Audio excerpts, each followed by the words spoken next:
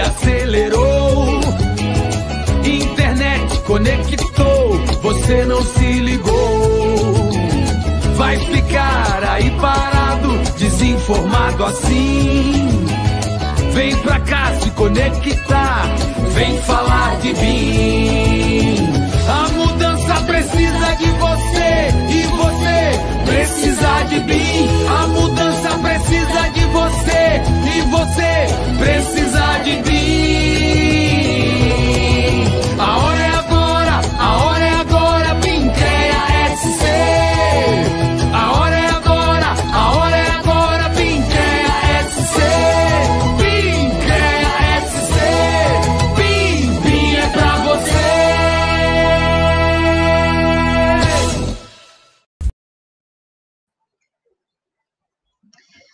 E chegamos ao último painel do nosso evento e falaremos sobre inovação. E Daniel Cardoso vai nos falar sobre projeto generativo.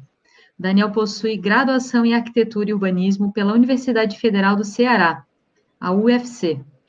Pós-doutorado em Urbanismo pela Faculdade de Arquitetura da Universidade de Lisboa, FAUL. Professor associado nível 2 da UFC, vinculado à linha de percepção e representação do Departamento de Arquitetura, Urbanismo e Design, com ênfase em modelagem da informação, na arquitetura e no urbanismo, atuando principalmente nos temas BIM, Building Information Modeling, e SIM, City Information Modeling. E o professor Sérgio Schier vai nos falar sobre inovações pelo mundo.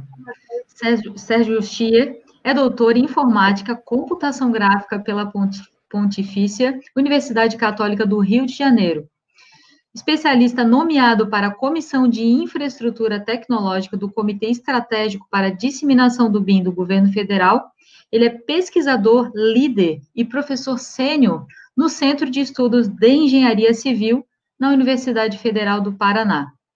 E para mediar esse fantástico painel, o arquiteto Rogério Lima, doutorando em arquitetura pela Universidade de Lisboa, Portugal, entre outras especialidades, desenvolvendo pesquisas sobre sistemas generativos baseados em BIM.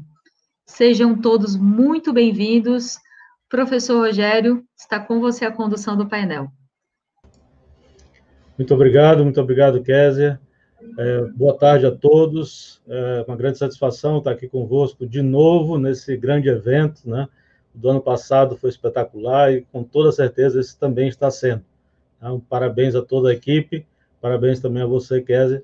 E eu cumprimento os nossos dois palestrantes, dois grandes professores e grandes amigos também, e é uma grande satisfação estar aqui com vocês nesse palco virtual.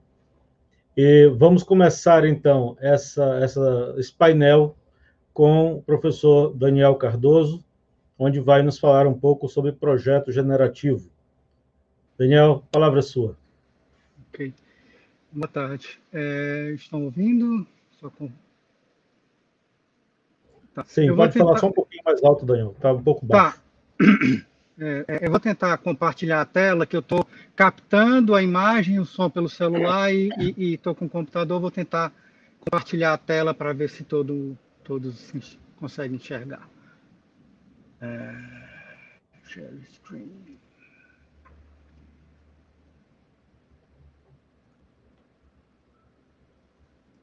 Vou colocar essa daqui.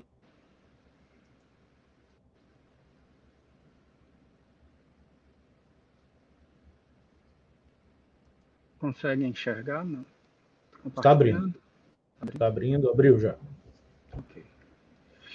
Ok, vou botar tempo, tela cheia aqui, um momento. Apresentar. Ok. Bom, boa tarde a todos. Eu tentarei falar da questão de processos generativos, mas a partir de uma fala que foi colocada em 2019 por conta do ENEBIM 2019, que foi o Encontro Nacional de BIM, que ocorreu lá em Fortaleza, na UFC, estava presente o professor Chia, a professora Regina, estavam lá presentes, e foi um evento caloroso, onde todos estavam reunidos e numa condição um pouco diferente. Naquele momento, era um momento de entusiasmo, principalmente pela condição que se colocava. Hoje a gente tem esse distanciamento, mas eu vou tentar trazer um pouco do entusiasmo nessa condição que nos é colocada. Eu pretendo falar sobre a questão, tratar da questão da questão generativa, mas do ponto de vista do ensino, a proposição de uma possível evolução ou de uma categoria de evolução da questão da modelagem da informação, que eu acho que nos colocaria num ponto um pouco mais seguro para a gente começar a falar da questão generativa de uma forma um pouquinho mais consistente e sem nenhum deslumbramento formal ou especulações impossíveis e de encantamentos estéticos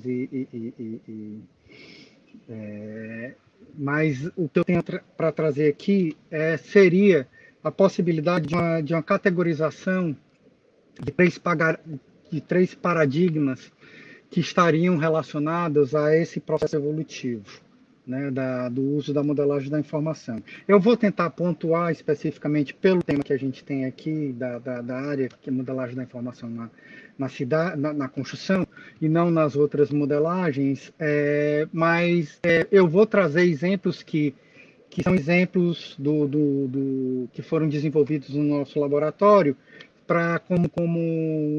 como ilustração, né, do que eu penso ser a modelagem de atributo, modelagem de processo, modelagem de aprendizado.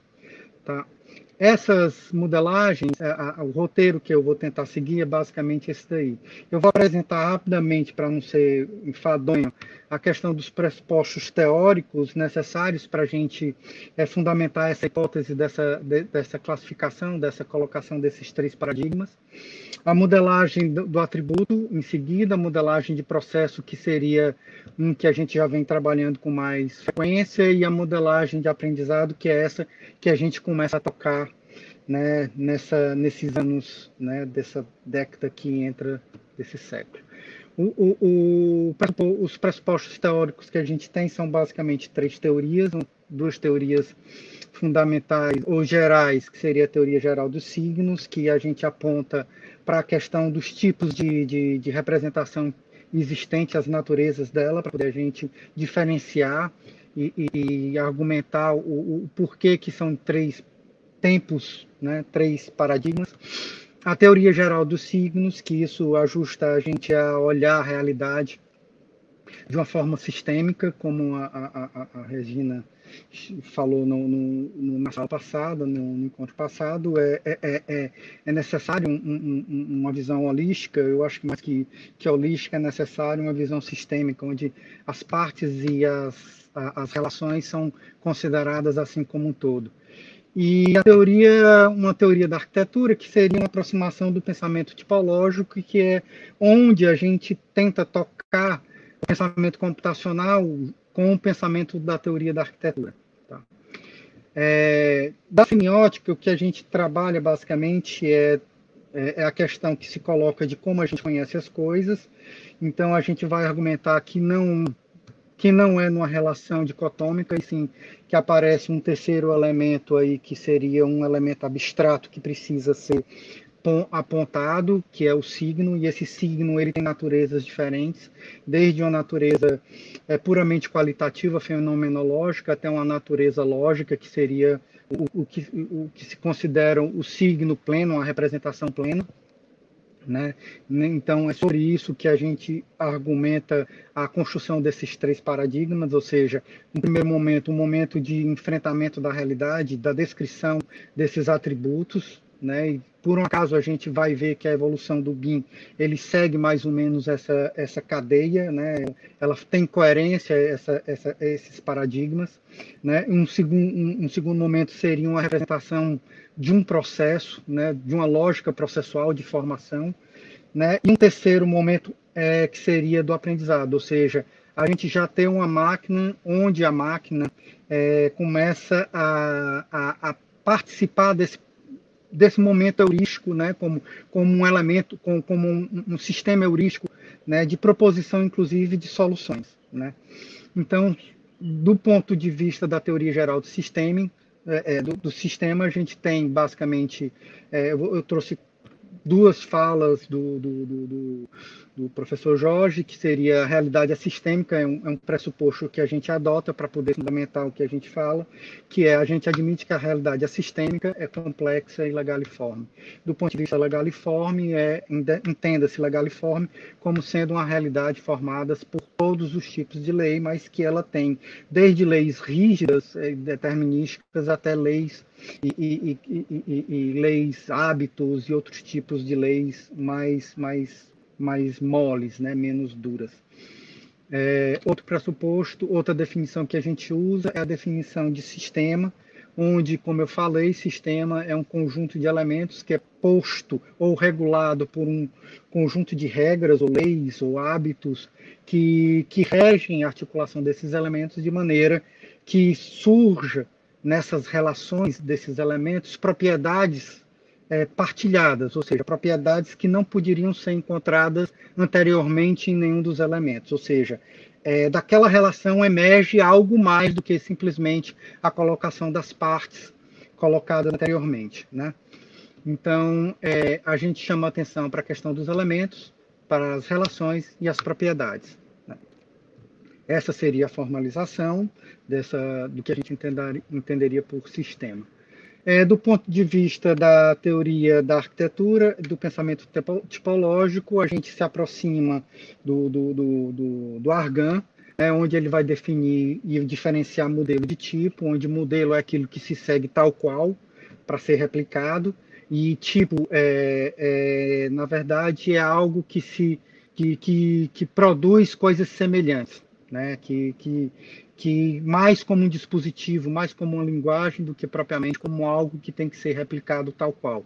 Ele admite como se fosse um pensamento que se atualiza ao longo do tempo, ou seja, a gente começa a se aproximar do que seria uma lógica de formação, né? E o Argan vai chamar a atenção depois que o pensamento tipológico, quando é percebido por um arquiteto ou na arquitetura, ele vai pontuar que antes de ser formalizado pelo arquiteto, ele já existe na realidade, ou seja, ele traz que essa tipologia é algo inerente e objetivo, e não só algo criado ou posto por um arquiteto, e sim algo que é elaborado por uma sociedade ou por uma cultura de uma determinada época, né? Então, isso dá um caráter objetivo da tipologia.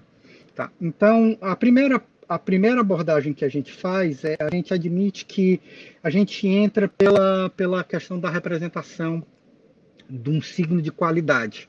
Ou seja, a gente vai descrever esse signo, a gente vai entender a realidade, a gente vai ver a realidade e descrever tal qual a gente enxerga, né? Então, eu vou me basear num trabalho de dois franceses, um casal francês, que publicou um livro que chama Cores da França, e que eles tentaram encontrar um padrão de cores ou de uma palheta, né, em regiões da França. E para isso eles saíram fotografando, em princípio, depois criando construções de desenho, representações um pouco mais elaboradas, né, próprias, não só uma fotografia, mas aí seria uma abstração, porque seria quase que um desenho de observação das casas, e aí eles começam a se aproximar um pouco do que seria a produção de uma palheta. Em seguida, eles entram num processo já de decupação de fachadas e de composições, ou seja, ele começa a pensar e entender aí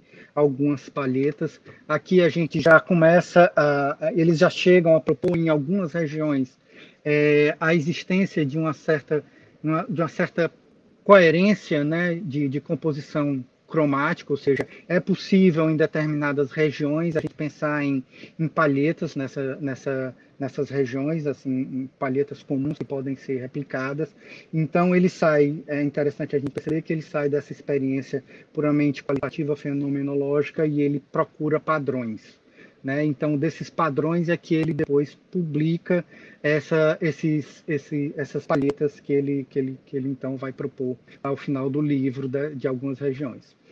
A mesma metodologia eu fiz na região aqui do Ceará, que era uma região que ela fica, na verdade, ela está entre dois portos do couro, então ela é desde o início. A primeira casa que eu percebi, ela é do final do século XIX, começo do século XX, mas são unidades que ela, ao entrar na cidade, você percebe que existe uma certa unidade, uma certa teologia, mas não é um modelo que se replica tal qual como um conjunto habitacional dos tempos antigos. Né? Então, a gente tem, na verdade, a percepção de habitações que carregavam um certo corpo, uma certa característica, um certo atributo que se assemelhavam, ou seja, ali me chamou a atenção a possibilidade de um enfrentamento, de que eu estaria diante de um possível pensamento ou de uma lógica de formação.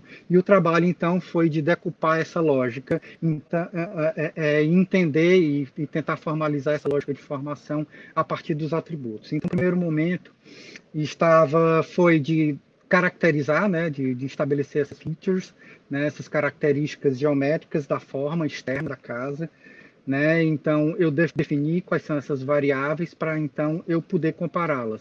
Uma vez que eu fiz comparação entre elas, né, eu defini a frente da casa, a lateral da casa, o alpendre, a altura da parede interna, etc, etc. E depois eu comecei a encontrar correlações entre, por exemplo, frente e a altura da casa. É interessante a gente perceber que a gente tem uma certa função que regula essa relação entre frente e altura, que é interessante, que coloca um ponto interessante nesse conjunto de casas, porque se você reparar, a frente da casa, eu começo com ela flutua no intervalo entre 5,5 e 8,5. E se a gente reparar, a altura da casa ela varia de acordo com a largura da frente da casa, que do ponto de vista funcional e objetivo não tem motivos de você ter um pé direito mais alto porque a casa é mais larga. Né? Então, a gente tem aí, na verdade, a gente está diante de uma gramática ou de uma linguagem puramente estética, que, assim, o que subjaz, o que regula, no final das contas, a formação dessa propriedade comum que emerge desse sistema, ela é de natureza estética, porque não se justifica, como eu falei, do ponto de vista funcional, eu ter um pé direito mais alto porque a minha frente é mais alta, ou seja, um pé direito de 2,30, 2,40 já seria suficiente para me atender, né, na necessidade da residência. Mas aí o que rege essas relações é uma relação de caráter estético. No final das contas, é interessante ser pontuado isso. Por fim, eu cheguei nesse diagrama, que é um diagrama que a gente, a partir dos atributos que foram encontrados, a gente pôde formar, né, decupar esse algoritmo de formação, né, da casca dessa tipologia. Esse processo ele foi implementado em Python na época. Eu vou trazer aqui só para demonstrar um pouquinho rapidamente como é que ele funciona. Eu vou adiantar onde eu entro aqui. Eu aplico o algoritmo que eu defini como morfogênese. Ele se desenvolve, eu defino quantas casas são, eu vou definir 10 casas, ela gera 10 casas. Vejam que ela não gera casas iguais, ela obedece às orientações e os tamanhos das casas que eu encontrei. Então, esse algoritmo que foi encontrado nas casas, ele foi formalizado e implementado em Python. Tá? Em seguida, eu prototipei um desses modelos, levei para a região para ver se eles reconheciam esse objeto fruto do algoritmo como sendo uma casa da região, e isso foi confirmado. Então, dentro da modelagem de atributo agora, trazendo um pouquinho para o BIM, eu faço um retrocesso, uma retrospectiva, a primeira versão do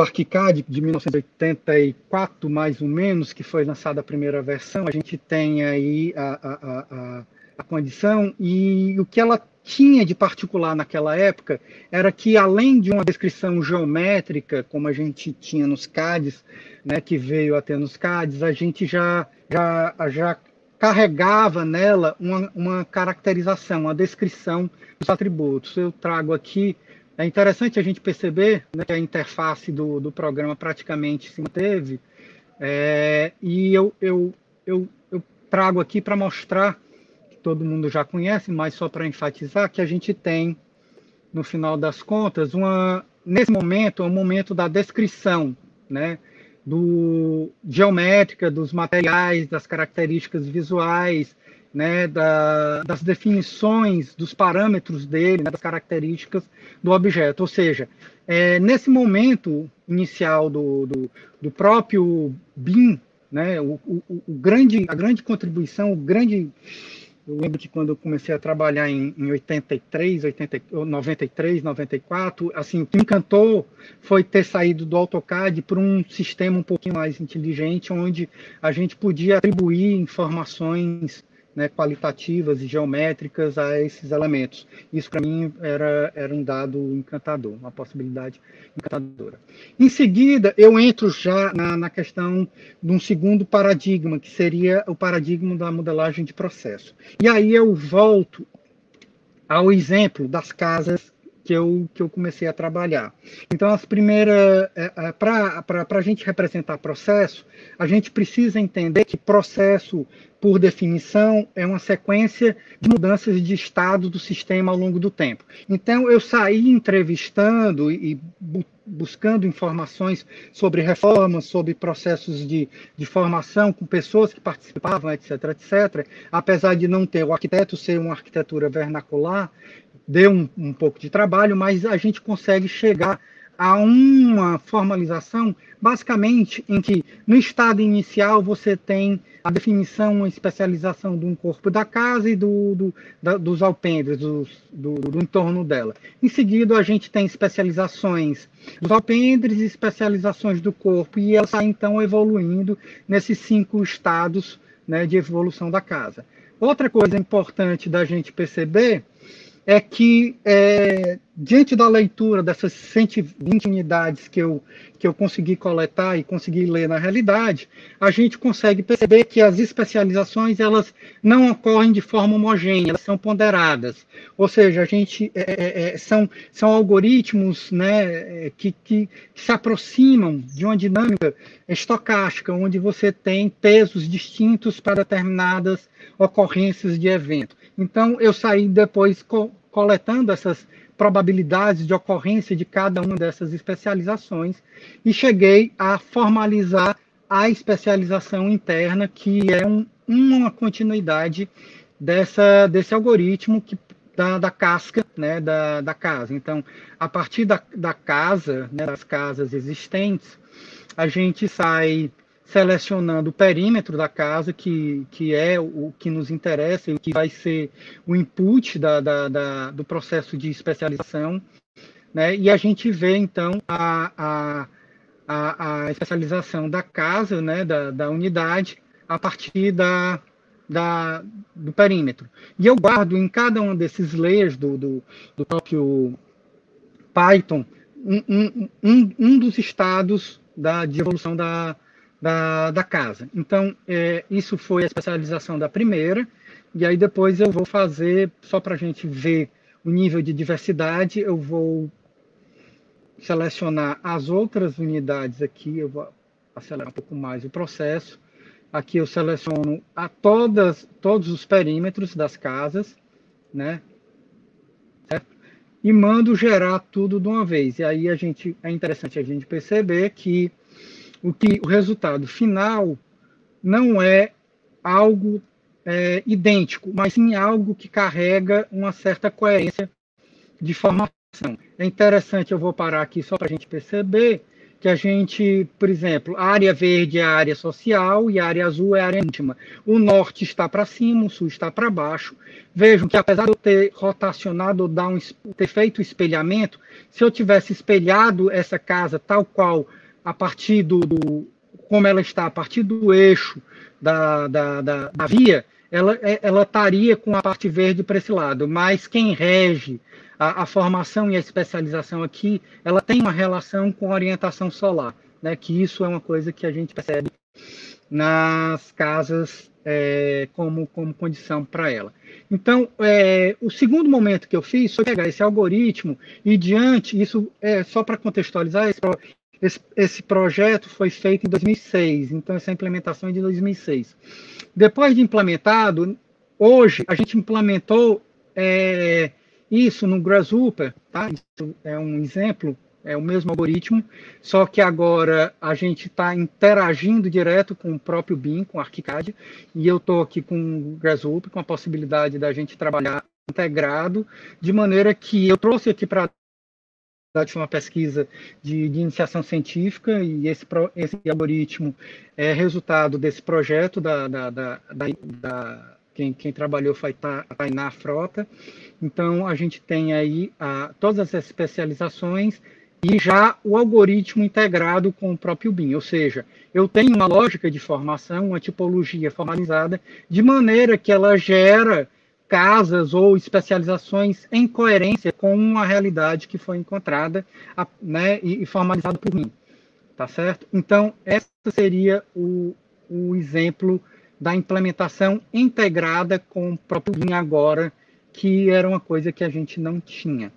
E agora a gente começa, eu vou falar de um projeto que a gente está em andamento ainda, que é uma pesquisa que se iniciou e que termina no próximo ano, que é uma pesquisa que a gente buscou implementar aprendizado de máquina, dessa vez não na arquitetura, mas sim na cidade, de maneira que a gente pudesse, essa pesquisa, quem está desenvolvendo é o José Aderson, né, que é o nosso mestrando, e a ideia aqui era a gente trabalhar com funcionamento ambiental, né, e a condição morfológica, né, e de densidade da cidade. Então, como é que a gente poderia pensar em trabalhar numa análise da questão de conforto de uma cidade, sem necessariamente a gente fazer simulação de todo o tecido que a gente iria trabalhar. Então, a proposição que nos chegou e que foi defendida pelo Aderson é que, através do aprendizado de máquina, com algoritmos, como é que chama? Rotulados e não rotulados. Daniel, sem querer lhe interromper, a gente só precisa que você dê uma concluída por conta do tempo. Tá, ok. Então, dentro do processo que a gente vai trabalhar, a gente trabalha com esse algoritmo, e aqui eu tenho um diagrama rápido, de maneira que a gente tem o modelo antigo, convencional, onde eu entro com regras e dados e saio respostas. E no Machine Learning eu entro com dados e respostas e eu saio com regras. A partir desse modelo aqui, que seria o nosso o fluxograma convencional e o que se propõe com Machine Learning, ou seja, a regra, em vez de ser trabalhada por mim ou por qualquer pessoa, por qualquer sujeito, ela é inferida a partir do Machine Learning. Então, em cima disso, a gente fez uma implementação, né? E essa implementação, ela chegou numa clusterização de esquinas, né? Para a gente dar suporte à tomada de decisão e à educação do sistema, né? A gente criou vários clusters, encontrou vários clusters no final das contas, que iriam alimentar esse algoritmo, né? Voltando aqui rapidamente para o que a gente vai propor, então é isso que a gente iria trabalhar. Do ponto de vista arquitetônico, eu queria trazer o exemplo rápido aqui deixa eu ver aqui. rapidamente desse modelo do Architectures, que é um exemplo de aplicação de Machine Learning, que é interessante a gente ver, que é o aprendizado de máquina tomando decisão sobre tipos, né, de ambientes e implantações, etc., de maneira que você já sai com o modelo todo pronto. Bom, a ideia da gente, então, a defesa da gente é que a gente tem, na verdade, esses 3 paradigmas, e que a gente hoje está trabalhando nisso como na cidade, mas que ele pode ser perfeitamente implementado na construção. Tá? É isso. Eu acho que, por enquanto, rapidamente, seria essa a minha contribuição. Muito obrigado, Daniel. Extremamente interessante a abordagem, uma visão bem completa do que vem a ser o sistema gerativo. Realmente, muito obrigado. Desculpa só a intromissão aí com relação ao tempo. Mas a gente vai agora para a fala do professor Sérgio Xi, que vai comentar conosco aqui sobre inovações pelo mundo. Boa tarde, professor Sérgio. Prazer em revê-lo. Boa tarde. A palavra está convosco. Ok, bom. Primeiro, cumprimentar a Kessia e todo o pessoal que está organizando o evento pela excelência e pelo interesse que tem despertado o evento, a segunda edição. E eu fico lisonjeado e muito feliz, porque eu estou fechando essa segunda edição. Acredito que eu seja a última apresentação, e tentando trazer alguma ideia sobre inovação e sobre o futuro, talvez, né? Muito bem. Esse sou eu, e talvez a novidade aí é que estamos agora no BIM Fórum Brasil.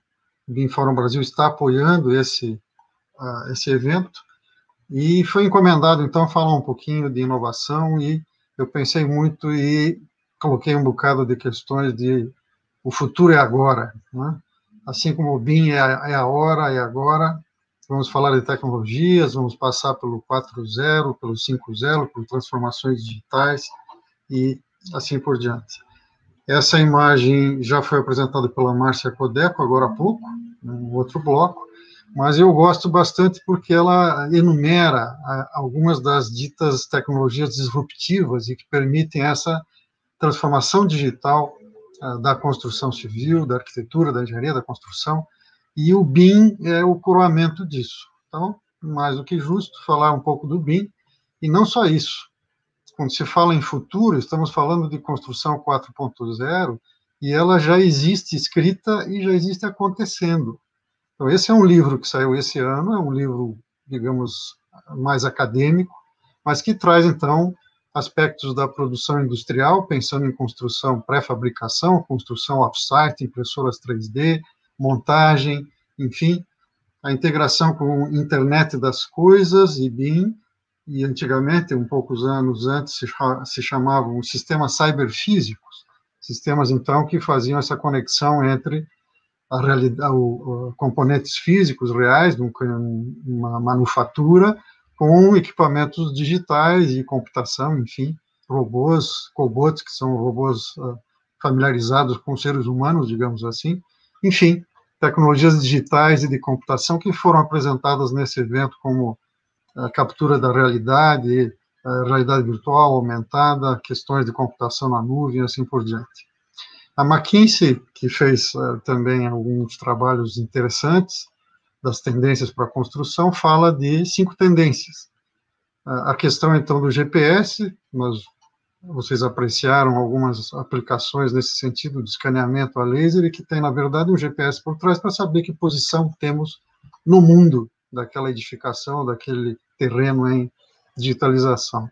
BIM 5D, quer dizer, planejamento e orçamentação, a colaboração digital, porque temos hoje diferentes dispositivos disponíveis, enfim, que permitem essa comunicação ubíqua das pessoas e com mobilidade, um celular no bolso, um smartphone no bolso. Internet das coisas, análise de dados avançada, porque a internet das coisas acaba proporcionando a possibilidade de captura de uma avalanche de dados, e novos materiais, como nanomateriais, materiais que são adequados a, por exemplo, a produção de casas 3D a partir de uma argamassa especializada, né, e materiais curantes, etc. Aí, nesse panorama, aparece a transformação digital. As empresas, os negócios estão passando por uma disruptura muito grande. A digitalização entra em todos os ambientes, e a McKinsey, novamente, em junho desse ano, lançou um documento que fala do novo normal. Puxa, estamos vivendo o novo normal. Estamos fazendo eventos à distância, fazendo reuniões, fazendo trabalhos, a construção civil não parou, está em ritmo razoável, e fala-se, então, de desmaterialização. Quer dizer, a gente não precisa mais estar junto, e estamos juntos de alguma maneira. Desmonetização, vamos falar de blockchain, por exemplo, em algum momento. Democratização, porque o acesso está mais fácil, né? A tecnologia deixa esse acesso digital mais barato, de certo modo, e essa disrupção acontece. Então, não é só a adoção de novas tecnologias, mas sim uma mudança de modelo de negócios, uma revolução digital de toda a ordem. Essa transformação digital, ela vem, então, falar de pessoas, principalmente, e o protagonista é a pessoa, é o cliente, dando, então, as chamadas experiências do usuário e assim por diante. Podemos falar outras coisas, mas vamos seguir à frente. Nesse sentido da transformação digital, o que mudou para a construção civil? Primeiro, temos internet disponível. Falamos de um smartphone no bolso e você está conectado, móvel, e pode fazer colaboração e fazer o seu trabalho. Redes sociais, redução de custos, de certo modo, dependência de tecnologias, isso é um problema, né? Mas temos também avanços em análise de dados e assim por diante. Olhando para o lado acadêmico, vamos pensar assim, existe esse livro muito conhecido, o Manual de BIM, e essa versão é a terceira edição, e no seu capítulo 9 ele fala do futuro, o futuro da construção com BIM. E ele fala de algumas questões, vamos ver algumas delas, barreiras tecnológicas. Ok, para o futuro do BIM, para que se tenha essa inovação disruptiva que é o BIM funcionando, eu preciso fluxo de trabalhos e relações comerciais diferentes daquelas que a gente tem no momento atual. Existe uma adaptação necessária e algumas vezes, alguns palestrantes desses 2 dias falaram nesse tipo de coisa. Vamos ter que ter colaboração com compartilhamento de responsabilidades e de recompensas. O formato IFC é uma promessa importante, tem funcionado bem, falou-se do formato BCF, por exemplo, são formatos, padrões abertos, neutros e que podem ser usados e que certamente fortalecem e ajudam, talvez, a quebrar essa barreira ao longo do tempo. No momento, ainda precisam ser fortalecidos. Outras barreiras, os interesses distintos entre projetistas e construtores. Foi mencionado em algum momento a remuneração mais justa para projetistas. Esse é um problema.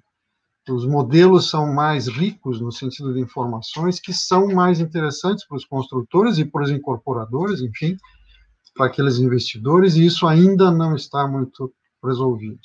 Há uma necessidade de rever esse modelo de negócios, uma redistribuição de pagamentos precisa ser vista, os momentos de pagamentos com possibilidade de antecipação, pensando naquela curva de McLean, onde os esforços são feitos no início, né, e assim por diante.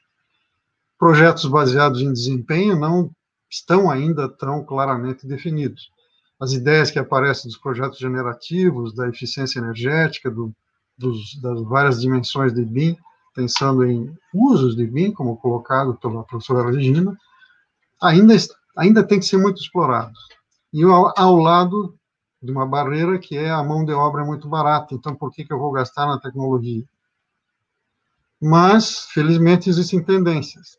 Mais 2 livros aparecem citados no Manual de BIM, na 3ª edição, e que levam à questão da integração dos conceitos, dos princípios da construção enxuta com BIM.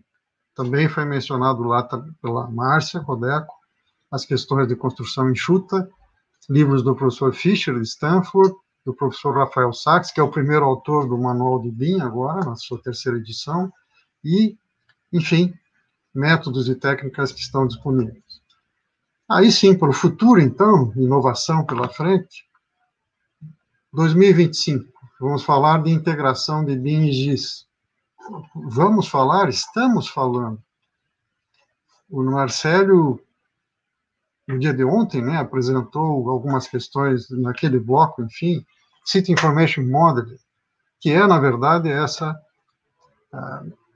concretização de uma ligação de BIM com GIS. É isso que se pretende, incorporar no projeto simulações, dados suficientes para ter um aprendizado de máquina, um machine learning, depois um deep learning, se eu puder ter séries históricas e descobrir, né, criar conhecimento a partir dessas sensores e, enfim, colocados em todas as construções. Isso é projeto de construção totalmente digitais, integrados numa cidade que esteja funcionando bem. Por exemplo, em situações como essas, que aparece o trabalhador conectado e vendo todos os controles necessários, ele estar sendo monitorado e ele monitorando coisas e pessoas.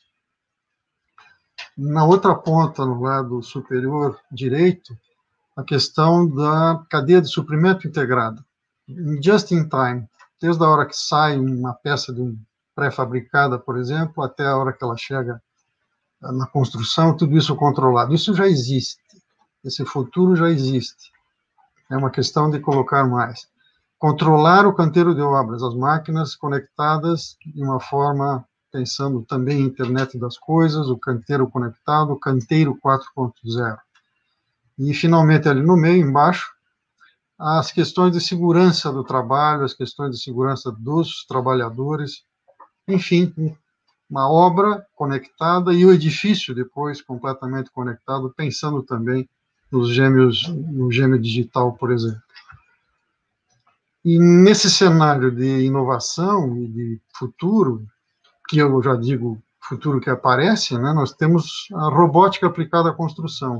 Sempre é vista com olhos não tão favoráveis, né? Mas já existem robôs para várias questões, para várias situações, e, por exemplo, um robô que é capaz de fazer furos e depois você pode fazer uma otimização disso, depois robôs que podem colocar placas de drywall, exoesqueletos para fortalecer as pessoas, por exemplo, né, como essa imagem que eu comentei, os engenheiros e técnicos que podem analisar a furação como deve ser feita, se está sendo feita da maneira correta e assim por diante, ou robôs mais simples e robôs que são capazes de empilhar alvenaria, o que eu acho um desperdício, né? Precisamos pensar em métodos mais interessantes, ou que fazem pavimentos. Esse que faz pavimento já tem uns 5 anos, então não são novidades. Talvez sejam caros, talvez a produtividade não seja interessante frente à mão de obra tão barata, mas não tão precisa quanto um robô desse. Ou robôs que se controlam, né? Esses são agentes autônomos, são equipamentos que trabalham 24 horas por dia, não precisam tomar água, não precisam parar para almoçar, nem para descansar, e estão programados para trabalhar bem e com segurança.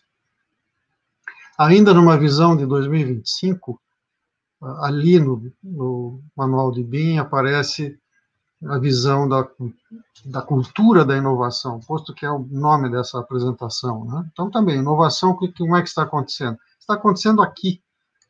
Isso que o livro fala, que é uma nova cultura de inovação, temos aqui, com startups. Algumas aplicações apresentadas nesses 2 dias têm a ver com startups que falam de GPS, alta definição, questões de radiofrequência, escaneamento a laser, computação móvel, computação na nuvem e outras tecnologias disruptivas. Existe um levantamento feito pela Terracota, já pela 3ª ou 4ª vez, e que fala num ecossistema aí, com uma quantidade de construtecs, né? Então, empresas novas, spin-offs, etc., voltadas às questões de uso de tecnologia e fazendo negócios a partir desse uso. Ok, mas, como eu disse, isso não é daqui a 25 anos, e sim, isso já está acontecendo. Então, essa nova cultura, por exemplo, no estado do Paraná, aqui em Curitiba, existe um ecossistema de inovação na construção civil, que é um case, porque ele está bem evoluído, fala-se também do mercado imobiliário junto, e temos as Construtecs, PropTechs e GreenTechs. Então, aquele levantamento fala em quase 1 milhar de Construtecs no Brasil. Esse levantamento feito pelo Sebrae aqui no Paraná fala em 400 techs na área de construção civil e imobiliária e de construção sustentável. Só aqui. Então, em vários estágios, segundo a comunidade Sebrae. A outra visão também de futuro fala em construção pré-fabricada, ou construção off-site, fora do canteiro de obras, industrialização. Está bem. Esse caminhão ali é emblemático, porque ele é um piso inteiro colocado num caminhão, e um edifício de 57 pavimentos feito na China, que levou 19 dias para ser montado. Ele não foi construído, ele foi manufaturado fora, off-site, e depois montado em menos de 3 semanas, 3 pavimentos por dia. Pois é, mas isso está acontecendo aqui no Brasil também. Nós temos industrialização. Por exemplo, a Tec Verde, que é um exemplo fantástico. Eles têm uns 10 anos de mercado e fazem painéis engenheirados. E esse é o canteiro deles, essa é a linha de produção. Eles têm 2 linhas de produção hoje e trabalhando com índices de produtividade muito interessantes. E hoje com Datex, quer dizer, podem ter financiamento, levar um bom tempo para conseguir quebrar essa barreira, dizer, olha, edifícios de 4 pavimentos, Minha Casa Minha Vida, naquele momento, podem ser feitos com a tecnologia que estamos oferecendo em 1 semana, né? E colocam o telhado inteiro.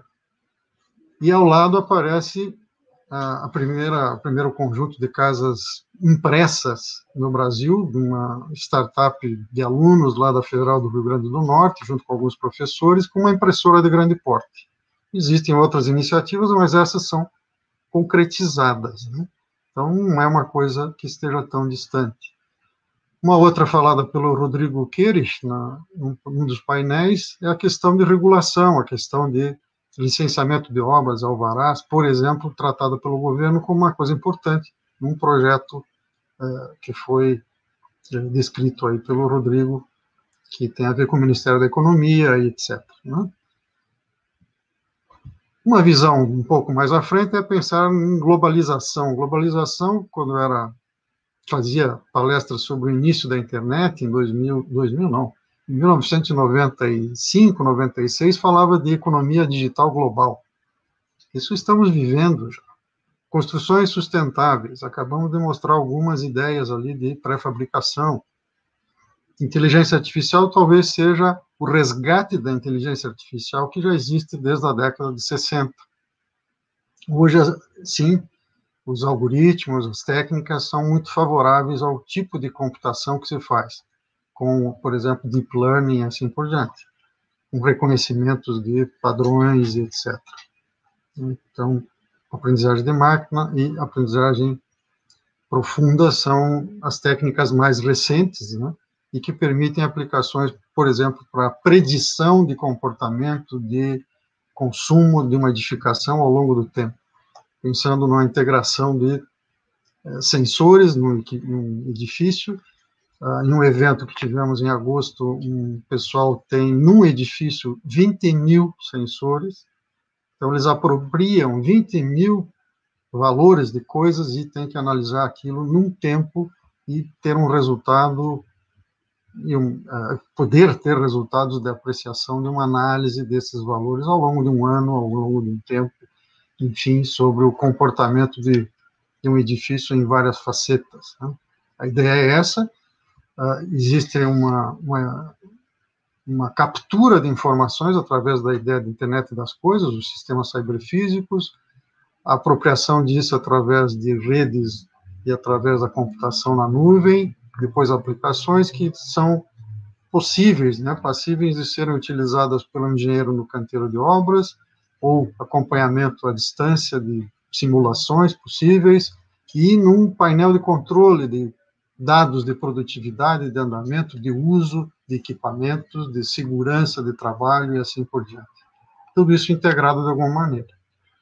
Aí, pensando num horizonte um pouco à frente, 2030, como coloca no livro, essa figura vem da Universidade de Yonsei, na Coreia do Sul, do professor Gang Lee, que é o terceiro autor da terceira edição do Manual de BIM, e que mostra, então, que o BIM que vamos ter daqui a pouco é um BIM de inteligência artificial.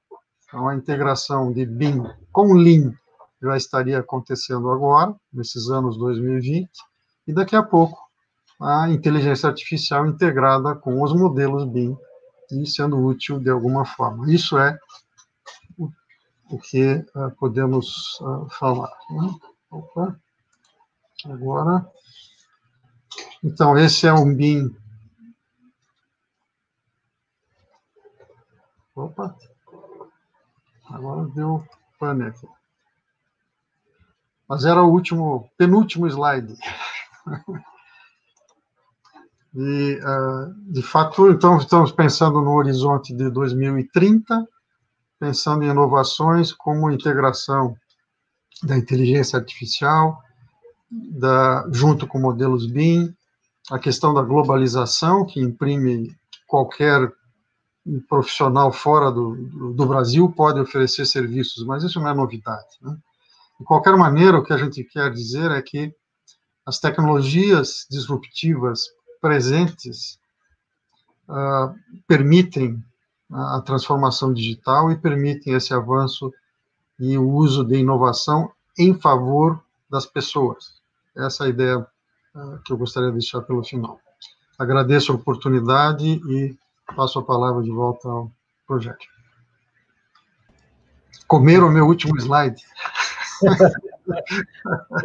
verdade. Minha máquina, acho que deu problema. Muito obrigado, professor Sérgio. Podemos ver, então, aqui nesse painel, começando, vou fazer uma inversão das apresentações, onde o professor Sérgio demonstrou um panorama bem geral e o que a gente espera também para os próximos anos.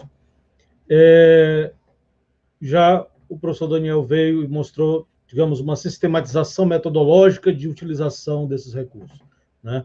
Entre elas a programação, a machine learning, etc., como a gente precisa sistematizar metodologicamente para nos apropriarmos dessas tecnologias e desses avanços todos de inovação que estamos, então, já começando a utilizar, né? Então, muito obrigado novamente aos dois pela excelente apresentação. E a gente tem aqui algumas questões que foram dadas pelas pessoas que estão nos ouvindo, nos vendo, como, por exemplo, você acha que o engenheiro e o arquiteto devem aprender a programar, ou isso deve ser uma junção de outros profissionais, de dois outros profissionais? É uma pergunta, obviamente, que eu acho que é para os dois, nesse caso. Para os dois. Para o ímpar, Daniel, é um prazer estar com você. Pode responder, professor. Olha, a minha história é um pouco mais longa que a do Daniel, mas eu lembro na década de 80, em 88, em Itaipava, lá na Serra do Rio, discutindo sobre engenharia de software entre engenheiros. A ideia era que nos cursos de graduação a gente incentivasse mais as linguagens de programação, porque já são feitas, né, introduções no primeiro semestre e nunca mais são usadas. É mais ou menos assim. Depois, cálculo numérico, que as pessoas veem no segundo semestre e nunca mais pensam sobre isso. Eu venho dessas duas áreas. Eu trabalho ainda um pouco nesses dois temas. Então, sim, programar, e hoje tem muito a ver com a questão do projeto generativo, né, ferramentas de programação visual, que são mais fáceis, mas não devemos nos iludir que sejam tão simples que não precisem um pouco de disciplina de programação. Então, sim, é super importante que engenheiros e, eventualmente, arquitetos aprendam linguagem de programação, mas essas programações mais visuais e mais simples, como o Python, por exemplo, que você pode fazer rapidamente, em que pese com menos desempenho. Faz o teu protótipo e passa para um profissional limpá-lo, né? Mais ou menos essa ideia. Essa é a minha opinião. Verdade. Sou Daniel. Bom, eu creio que, na verdade, não é arquiteto e engenheiro que vai precisar saber programar. Eu acho que vai ser uma alfabetização. A gente vai chegar com alunos já sabendo essa língua. Então, isso não vai ser preocupação. É nossa preocupação agora, como foi uma preocupação há um tempo atrás, a gente aprender inglês e tudo. Eu acho hoje em dia é uma condição que mais algum tempo a gente já vai receber o estudante que entrou no Enem, ele vai ser alguém que tem essa fluidez, né, da linguagem. Então, isso vai ser natural. Eu acho que hoje isso é uma barreira, mas isso não vai ser mais barreira. Né? Perfeito, é verdade. O raciocínio computacional, né, que já vai sendo incorporado nas crianças, acredito eu, daqui a pouco tempo. Sim, sim. Verdade. Uma pergunta ao professor Daniel: qual foi o método de coleta de dados geométricos das casas? Captura de realidade, fotogrametria, ou utilizaste apenas a visualização? Fita métrica. Foi fita métrica. Fita métrica, uma tecnologia enorme. 2005, mal a gente comprava um GPS para fazer a georreferência dele. Né? Então, foi realmente georreferenciando com o GPS, era uma fortuna na época, e fita métrica. E laser, né? Agora, treina laser. Aproveitando a pergunta, Daniel, e com relação à metodologia de captura dessas informações, não a técnica em si de qual é o equipamento, mas do ponto de vista metodológico, tem alguma coisa específica que tu pudesse dizer aqui para a gente? Não, eu acho que é um processo. Eu não fiz um levantamento da pesquisa como um todo, em vez de ser uma metodologia, em vez de eu fazer um levantamento completo de tudo, eu primeiro fui por leituras. Uma primeira leitura para definir quais são os indivíduos mais significativos, e os mais significativos eu fui me aproximando e fazendo um levantamento, como um levantamento arquitetônico qualquer, de uma forma. E aí eu tinha uma equipe, né, de 2, 3 estudantes que me ajudaram a fazer o levantamento das casas, e depois a gente botou isso no sistema, né, para poder fazer as comparações entre o que a gente tinha levantado, do que a gente tinha lido. E essa identificação dos padrões se deu a partir dessa coleta? Foi. Uma vez que a gente levantou todo esse universo, a gente começou a fazer esses tratamentos estatísticos, né? E começou a encontrar essas correlações entre alguns elementos, né?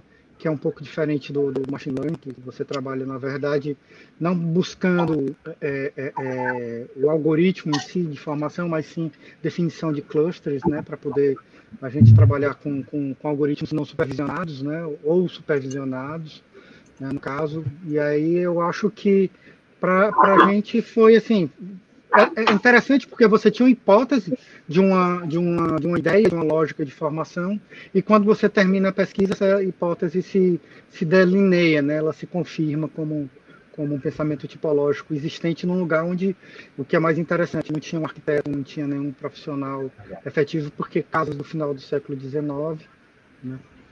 Interessante. Uma pergunta para o professor Sérgio: como fazer uma abordagem perante as construtoras para a adoção dessas novas tecnologias, visto que muitas vezes o detentor do conhecimento não é o mesmo detentor do dinheiro?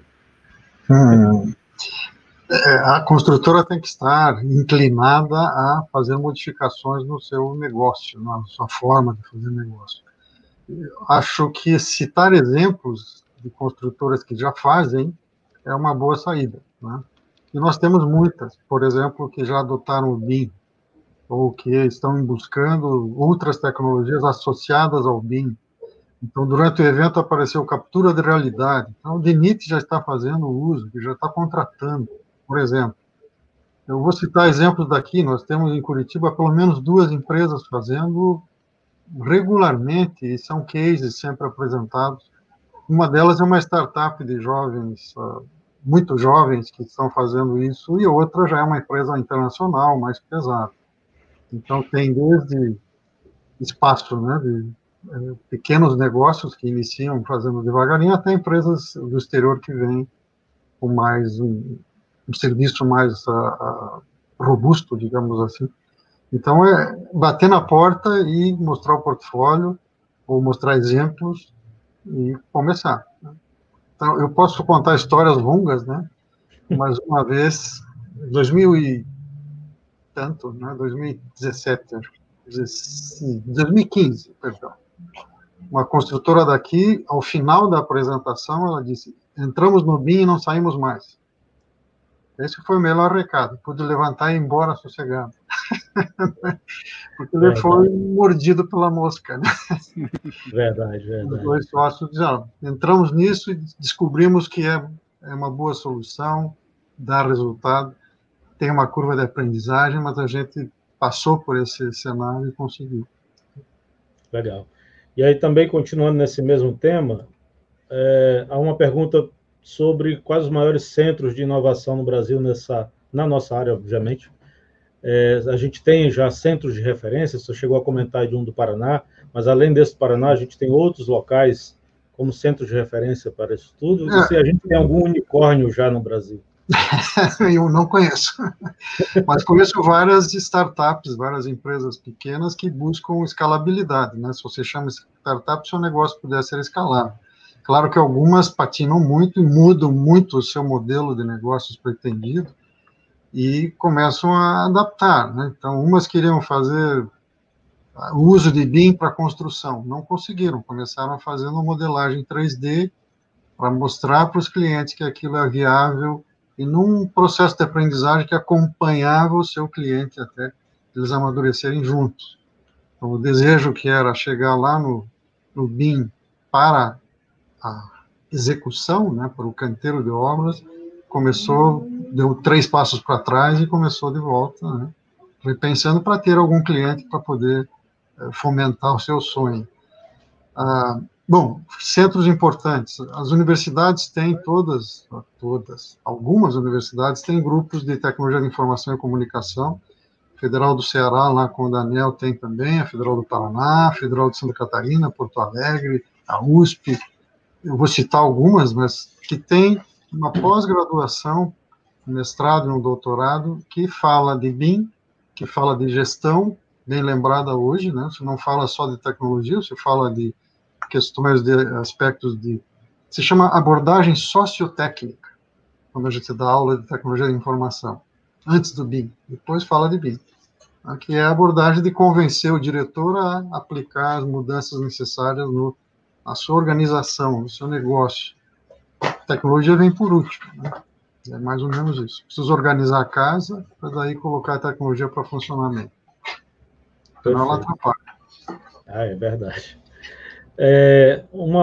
Tem 2 perguntas que tratam do mesmo tema, eu vou fundi-las em uma só, onde a pessoa pergunta o seguinte, o Dynamo, que aí qualquer linguagem de programação visual, pode influenciar nos projetos em BIM, na Revolução 4.0, e se, em se tratando de desenho generativo, é a única porta de entrada para se utilizar esse recurso, se tem outros caminhos? Ou tanto faz. Para o ímpar. Não. São os 2, de preferência. Bom, o que eu penso é que a questão da programação, da linguagem visual, é que ela traz uma facilidade, principalmente porque ela não pressupõe código, né? Então, se a gente for pensar do ponto de vista de linguagem, uma linguagem visual ela é diagramática, né? Ela é quase que intuitiva. Isso, para quem não tem uma formação de programação, ela ajuda muito, né? Ela reduz o medo e as pessoas, é uma porta, de fato, uma porta de entrada nesse tipo de abordagem, né? Então, assim, eu acho que como o Sérgio fala, pela programação visual, você termina sendo mordido pela mosquinha e daqui a pouco você está com linguagens simbólicas, né, e não icônicas, né, para poder para aprofundar o teu trabalho. Ou seja, chega um momento em que a linguagem visual passa a ser, na verdade, um limite, um limitador. E aí você termina saindo dela e entrando numa programação né, codificada, né, numa linguagem qualquer, né? Tá certo? Um Python. Me permite completar, né, essa integração de programação visual com a modelagem paramétrica que a gente tem dentro do software BIM é que dá essa potência diferenciada também. Na verdade, você pode fazer qualquer tipo de programa e lança a mão da orientação a objetos, da programação, perdão, do parametricismo possível e faz projeto generativo com facilidade, né? Que antigamente tinha que fazer o programa também, agora só tem linguagens visuais.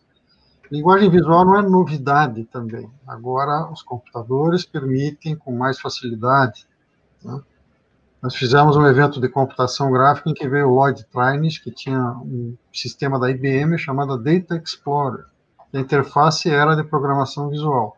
Não me pergunte quando foi. 1987. Nossa. Tá? O paradigma da década de 70, né, professor? Era um sistema gráfico, né, gráfico. Legal. Não era nem no PC, era no computador grande. Um Unix, etc. O paradigma da programação visual da década de 70, salvo engano, né? E eu lembro que eu trabalhei no começo dos anos 2000 com uma aplicação chamada AutoWare, e ela também, na época, já fazia com programação visual. Era graficamente diferente do Grasshopper, mas a lógica já era programação visual. Início de 2000, do ano 2000, entendeu? Uma coisa que eu ia falar também é no trabalho do Antônio Leitão, você deve lembrar lá, Daniel, né, que ele fez um experimento com a programação visual e a programação textual, e aí ele mostrando que realmente chega a um ponto que a visual bate no topo, e aí você precisa acrescentar a textual para avançar mais, né? Então é realmente um caminho bom. E, óbvio, começando pela visual, é mais fácil romper a barreira para aqueles que não têm base inicial de programação, com certeza. Uma última pergunta diz o seguinte: como faz para fazer mestrado com vocês? Tem que ter vontade, entrar no processo seletivo. As universidades são regradas, né? Universidades públicas e tal. Então, você tem um processo seletivo anual, tem as suas regras, e se lograr êxito, vai poder, né? É uma maratona, é um vestibular número 2 aí. Às vezes tem bastante. Fala no UFC, professor. O que eu costumo sugerir é que comece a se envolver com as pesquisas que estão em andamento, com os grupos de pesquisas, de leituras, para ir se aproximando das linhas, dos conteúdos, para você até saber se aquelas linhas que estão lá são as que você quer desenvolver, porque uma pós-graduação você vai conviver com ele pelo menos uns 6 anos, porque 2 anos de mestrado não é suficiente. É igual tatuagem, você faz a primeira, mas tem que fazer a segunda. Então, assim, eu acredito que aí nunca mais sai. Né? Então, você faz, né? Eu acho que se você estiver sintonizado, se você souber o que você está, bem capaz de você fazer uma pós-graduação sem muitos percalços, sem muitos sustos. Né? Muito obrigado. Gente, eu agradeço imensamente a presença de vocês dois. Olha só. Olha, lembra uma florzinha. Tá vendo? Que legal. Agradeço imensamente a presença de vocês aqui. Foi um grande aprendizado. Agradeço a presença também das pessoas que estão nos ouvindo. Agradeço o convite da Kézia de participar desse painel. Uma grande honra estar aqui com vocês de novo. Tá? E eu abro para as considerações finais aí que vocês queiram colocar. Professor Sérgio, professor Xi, muito obrigado. Professor Daniel também. Se vocês quiserem, por favor, fazer as vossas considerações finais. De minha parte, é, de fato, enaltecer esse esforço que é feito para um evento desse tipo hoje, tudo virtual, e dá um trabalho imenso, a gente sabe como é, mas o resultado é gratificante. Eu acho que vocês estão de parabéns e, de minha parte, reconhecido o valor do que vocês têm feito. Obrigado. Bom, Daniel. Eu sou a primeira vez que eu participo, né? Fui honrado por estar aqui. O Rogério eu conheço conheci no grupo da gente, do DCG, lá de Lisboa. O professor Sérgio eu já conheço há um tempo.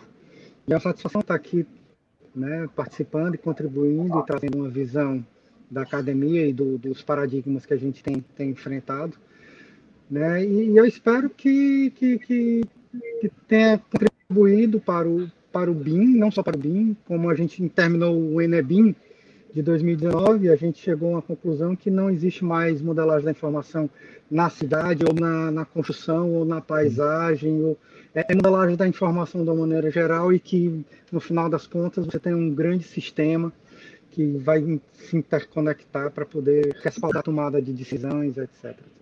Então, eu acredito muito nisso, eu acho que é fundamental a informação para o que a gente vai enfrentar e que já vem enfrentando. Obrigado a todos. Obrigado, boa noite. Obrigado. Muito obrigada a vocês, é fantástico ouvir vocês, estar com vocês aqui participando desse evento, foi muito enriquecedor tudo que vocês falaram, e a gente percebe que o futuro, o BIM não é futuro, né? BIM é presente, e todas essas inovações nos motivam muito a continuar estudando e caminhando aí, seguindo os passos de vocês, né? Professores, especialistas e referências para nós. Muito obrigada a todos vocês.